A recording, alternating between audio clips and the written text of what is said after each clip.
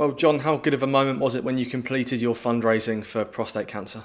It was great. We had a run together with all the staff on Tuesday morning, and it was a really nice moment. I think everyone had been doing their runs separately, so to come together on Tuesday morning out in the brisk weather, it was really nice. It was a great little moment to be able to take the picture at the end, and I think it culminated in a really nice sort of months, 31 days worth of running, and it's been nice over the last couple of days just to take a bit of a break. I think everybody in there has decided that possibly running 5k every day isn't the one for them, but hopefully everyone will keep it up. So really, really positive end to the month.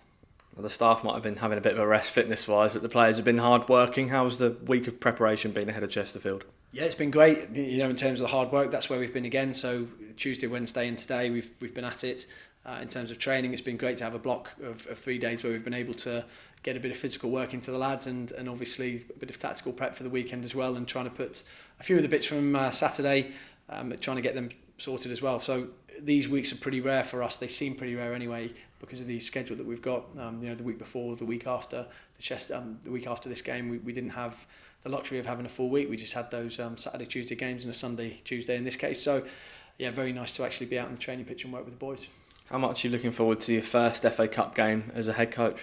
Yeah, I mean, really excited. I think there's a lot of factors to this game in particular that make it a really special one, least of all because it's on television against Chesterfield, who are flying at the top of the National League. So there's a huge amount on the game, and really, really looking forward to it. I love the competition as a player. I had some real success, and not obviously, but some real downtime as well, or some poor times when I got knocked out by non-league sides. That's never nice. So I've had both ends of the spectrum, and overall just love it. I love the cup ties, love the fact that there's that anticipation if and when you get through to the next round in terms of who you're going to draw, and I think it just adds a bit of spice to the season. Just talk us through some of those best moments that you had in this competition as a player.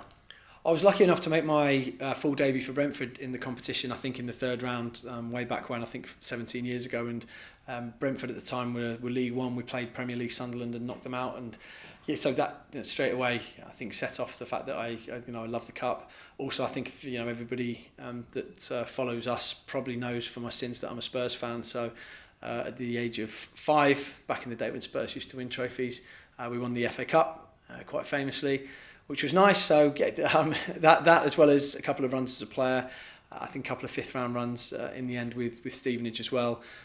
Once we ended up getting knocked out by Tottenham at White Hart Lane with a decent enough side there and a young Gareth Bale playing. So some real good memories of it. And like I say, mixed in with a couple of tough ones when we've lost to non-league opposition.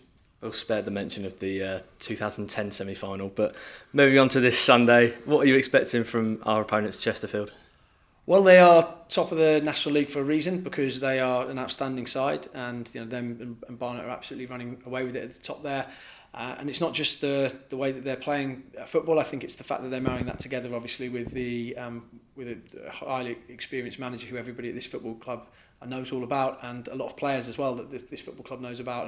And most of their players, or there's quite a few players that have operated at League One and Championship level, which it shows in the way that they play. They play some really good football. They're attacking, they're progressive, and we expect a really, really tough test from them at the weekend. So we're really looking forward to it. I think they really do try and play good football, as everybody's seen from Paul Cook's sides over the years.